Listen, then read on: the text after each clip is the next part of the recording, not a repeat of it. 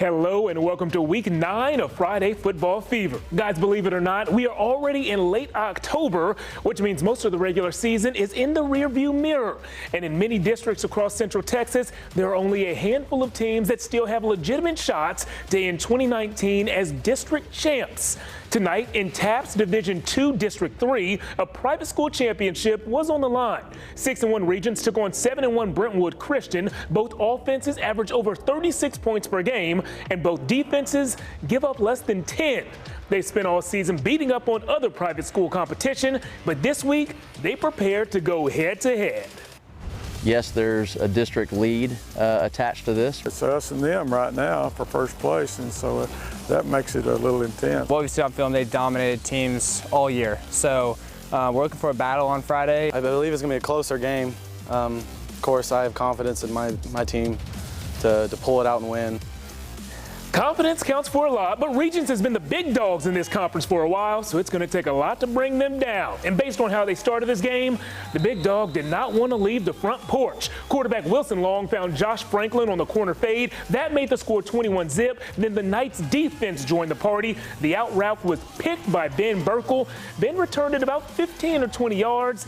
Then, if it ain't broke, don't fix it. Long to Franklin, the sequel in the same corner of the end zone. The Knights won the game 35-6 and will go on to win that district once again. We'll have more from our game of the week a little later in the show. To 5A, where 6-1 Westlake took on previously undefeated Hayes. First quarter, and the Shaps showed that they know exactly where those out-of-bounds lines are. Oh my goodness, that catch was barely in. Kirkland must show to Mason Magnum for the first score of the night. After a Hayes bad snap led to a safety, the Shaps went to the air again. The final play of the first quarter was another Machota Magnum connection. That perfect season comes to a close for Hayes. Westlake wins 65-7. To the scoreboard for the first time tonight, and some of this week's Thursday night games were actually rained out last night and had to be postponed until Friday afternoon. So let's give you some of those updates first. Anderson pulled off their third straight win. They topped Lehman 34-20, and Stony Point, after a 6-0 start, they've now dropped 2 in a row. They fall to McNeil 38-28. Crockett and Travis will play tomorrow, and there's one other rescheduled Thursday game, but we're keeping that a secret for now. One of the top storylines in local high school football has been the injury bug and how hard it has bitten the team at Lake Travis. The Cavaliers lost one of the state's top tight ends before the season started when UT commit Lake McCree injured his knee. Then, just 2 Fridays ago, starting quarterback Hudson Card, who is also a UT commit, went down with a foot injury. But they say the show must go on. Tonight, fans were bundled up to see that Cavs offense take on Del Valle, and new quarterback Nick Yarnell looked pretty good here. He tossed one out to Grayson Sandlin and just let Grayson do the rest of the work for that 82-yard score. This one wasn't really ever in doubt. Lake Travis has now won 6 games. Final score in this one, 54-21. Cedar Ridge and Round Rock squared up for 13 6A showdown. And here's a phrase that I think we've said every single Friday night. Cedar Ridge running back Deuce Vaughn with the touchdown. That score put the Raiders up 21-zip, and the K-State commit apparently loves the way the end zone feels because he just couldn't stay away. Deuce to the end zone, Park Deuce, was an 80-yarder. Guys, I got to be honest with you, Cedar Ridge surprised me tonight. The Raiders get the statement win in this one. Final score 58-47. Back to the scoreboard. Let's see how a few other 6A teams are doing. Things are going down to the wire with Austin and Bowie. That is a 2-point game in the fourth quarter. It was far from a 2-point game for Westwood and Leander. The Warriors beat the Lions 49-20. More scores for you. San Marcos falls to New Braunfels 48-7. The Rattlers are still searching for their very first win of the season, and Northeast falls to McCallum 10-6. The final score in that one. The Knights have now won 2 of their last 3 games. Guys, we've made it through the first batch of games, but we have plenty left to show you. As you can see, more highlights and scores coming your way, and of course our Band of the Week announcement. We have all that and more straight ahead.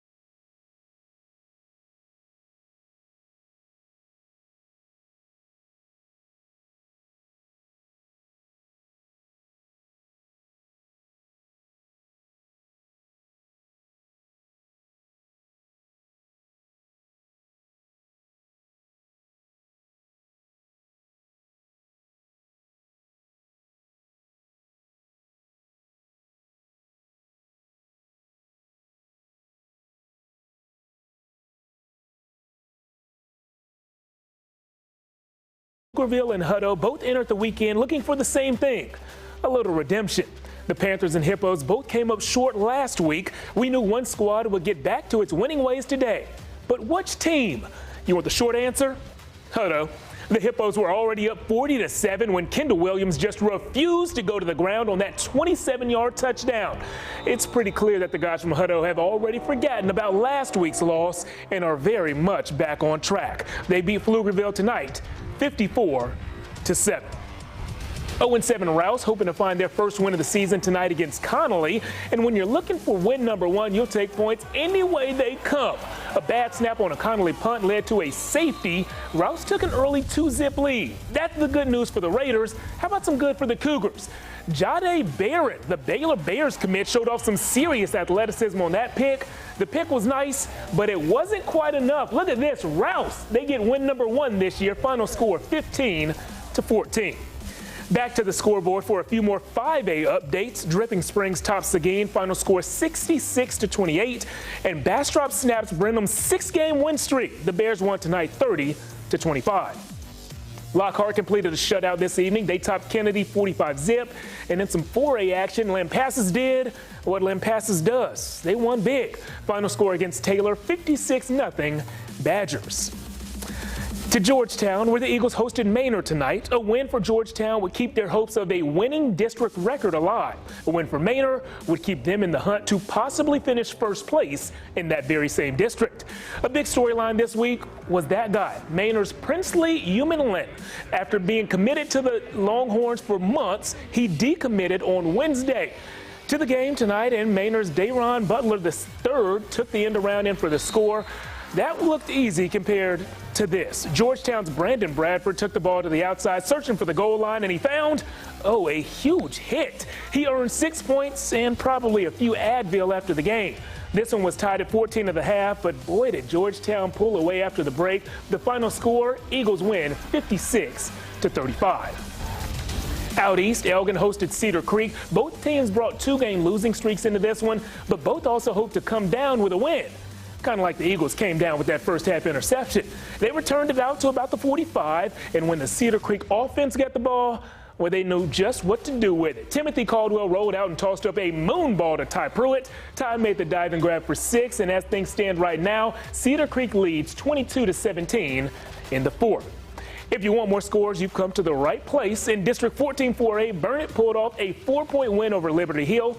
Final score 35-31. And guys, check that out. Fredericksburg went on the road and beat a very good Canyon Lake team. They win this one by 2 scores.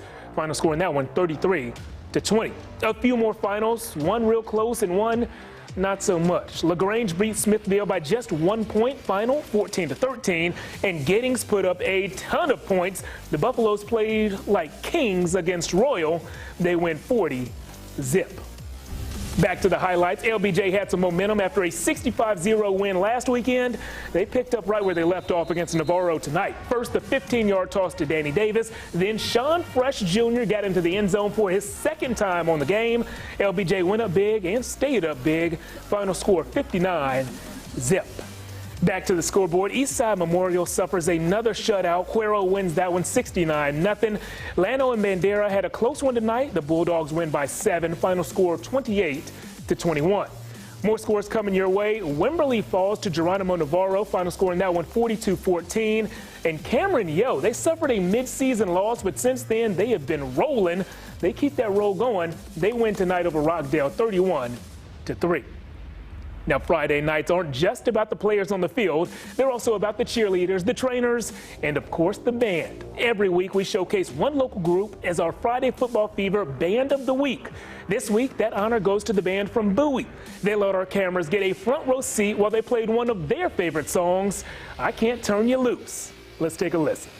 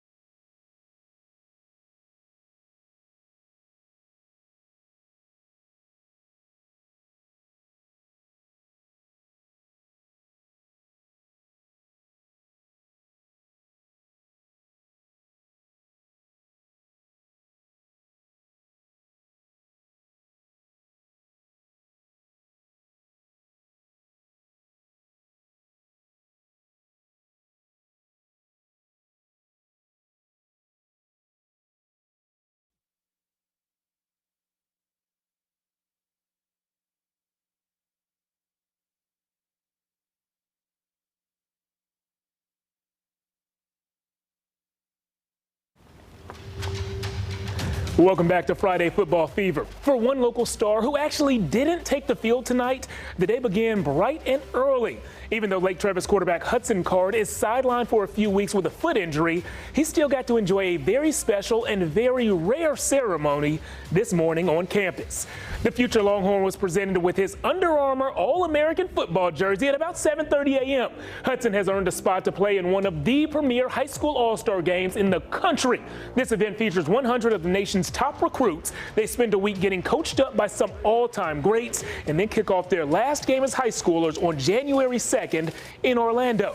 Some other notable athletes who have starred in this game in years past include Julio Jones, A.J. Green, Jadeveon Clowney, and many, many more. It's kind of hard for me to believe a little bit, but I don't think it really has sunk in yet. So, I mean, again, it's an honor, and so many great players have played on this game in the past, so just to be a part of it is something special. Hudson says doctors told him recently that the foot injury that he's coming back from should be a thing of the past in 4 to 6 weeks. Back to the first game we showed you tonight, our game of the week between Regents and Brentwood Christian. It was a private school throwdown with the district title on the line. Regents came out on top in this one, and the Knights will continue their reign over TAP's Division II District 3. After the game, we caught up with head coach Beck Bryden. It means a lot. I mean, Brentwood's a great football team.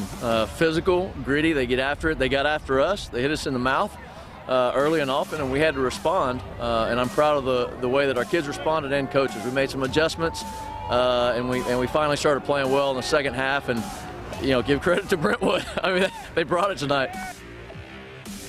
Both teams brought it tonight, and what I want to do is I want to be able to bring this cool t-shirt into your life. In just a moment, I'm going to be able to give away 3 of these Friday Football Fever t-shirts. Before I tell you how that's done, let me bring my friend Jake Garcia on here to take a picture for me. We're going selfie tonight. Selfie today, yeah. Okay, Selfie Friday. I saw you trying to block my face there, Jake. Slick move. What I'm going to do is I'm going to post that selfie on all 3 of my social media pages, Facebook, Twitter, and Instagram at Jeff Jones Sports. I'll look at all the people who have commented, and I'll randomly select one person who has commented on that photo and who happens to be following me on that platform. I'll then reach out to that person and let them know that they have won this awesome t-shirt. So go ahead and comment, and we'll be right back with more highlights, scores, and, of course, our Mom of the Week announcement.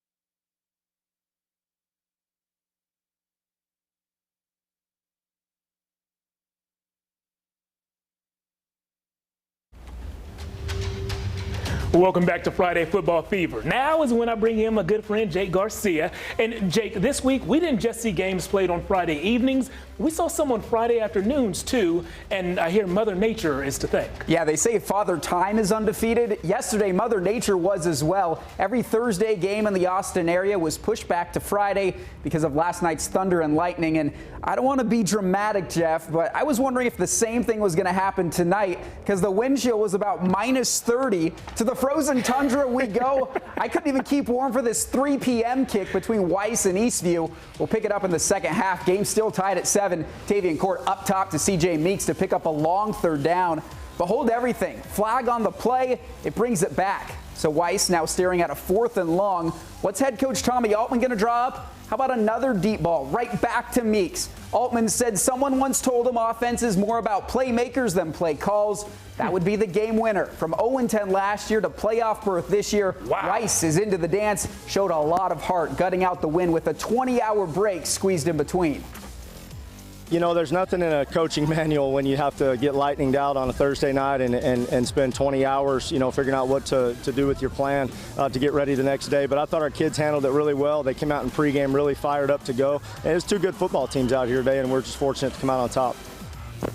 Let's head back to the scoreboard. A few 3A updates headed your way. Troy crushes Manor New Tech 75-6. Gerald wins a thriller over the Academy Bumblebees 37-35. We have Industrial pitching a shutout over LULING. The Washington Nationals unable to pitch a shutout tonight against the Astros. That score was 47-0. Clifton cruises over Florence 60-6. Back to some video now. Halloween, we got it coming up next week. Let's just give best costume to the Vista Ridge mascot. That guy's pretty scary. So is Adam Fogg for opposing defenses. The Rangers were trailing for a bit there against Hendrickson, but Kyle Brown to Fogg puts them back on top. Still in the second quarter, Vista Ridge with great field position after an INT. And Brown, touch pass to Azar Allen. It's the year of the fullback, of course. Rangers go up 21-13. But make no mistake about it, this offense runs through number 19. Brown to his favorite guy, Fogg, for the second time of the game. Getting hard to see that screen, there's so much fog. Vista Ridge has won 3 of 4, 35-32 over Hendrickson. A student section full of Snuggies for Glenn against Marble Falls. One parent told me he's never complaining about 100-degree weather ever again. The home team, the defending division champ Grizz, getting all they could handle early on. Hayden Wells finds pay dirt, and this Mustang offense all about deception, physicality. Marble Falls leads early. Glenn didn't seem phased. They're going for it on a 4th and 2, and Rondrick Stubblefield, more like Rondrick, fastest guy on the field, gonna pick up the first down and a whole lot more. Glenn never looked back from there. Grizzlies over the Mustangs 35-22 in 5A District 13. Lexington gave number 4 Rogers all it could handle, but it's the Eagles in the end, 14-6. Blanco falls to Brady by a score, 28-21. And then there's Johnson City over Tom Moore, 24-14. Thrall, they put up a thrill offensively, 48-0 over Rosebud Lot. Busy day today, huh? I was all over the place. Yeah. 3 games. A lot of fun. Thanks for all those updates, Jake. Now it's time to keep the show rolling with one of my favorite segments. It's our Mom of the Week presentation. And for Week 9, our Mom of the Week award visited band practice at one of the newer schools in town, Weiss. So we just wanted to thank you and say congratulations on Mom of the Week. Well deserving. Band Mom, yes.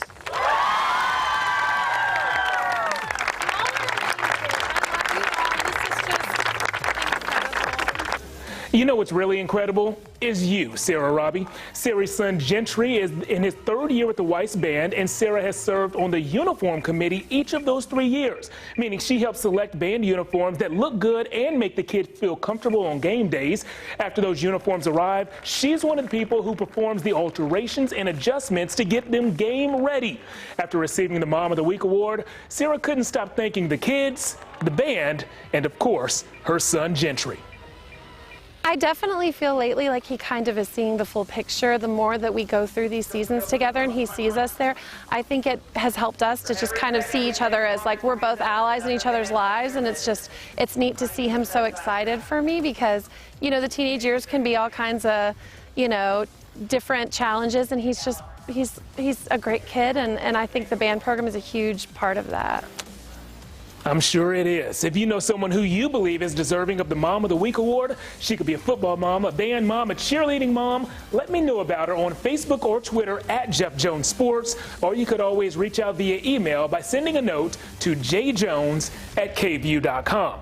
And if you know a student who gets it done on the field or court and in the classroom, he or she could be a great candidate for our Scholar Athlete of the Month award. Our friends at Lorenz and Lorenz are helping us recognize some amazing student athletes with this award and with a $1,000 college scholarship check. If you'd like to nominate an exceptional student, you can do so at KVUE.com/Scholar Athlete of the Month. We'll be right back after this.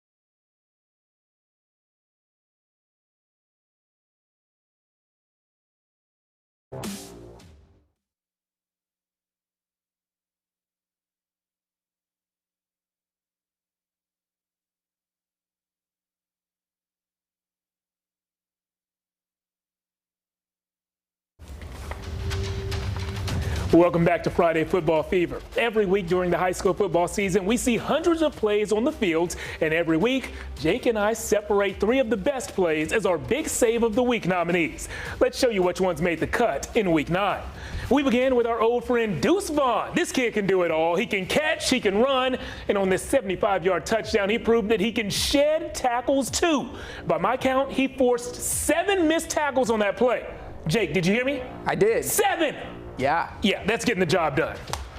Well, Jeff, you happened to catch the weather forecast for tomorrow morning? I did. So did I, and we got a 100% chance of fog. Adam Fogg, to be exact. The Vista Ridge wideout had 2 touchdowns last week. He had 2 in 1 quarter tonight. Vista Ridge over Hendrickson, Fogg over the greater Austin area. I'm going to talk to Albert about that one. Last up, though, have you ever heard the phrase, take a licking and keep on ticking?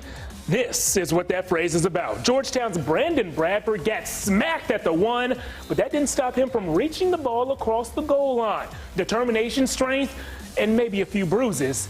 Brandon's got them all.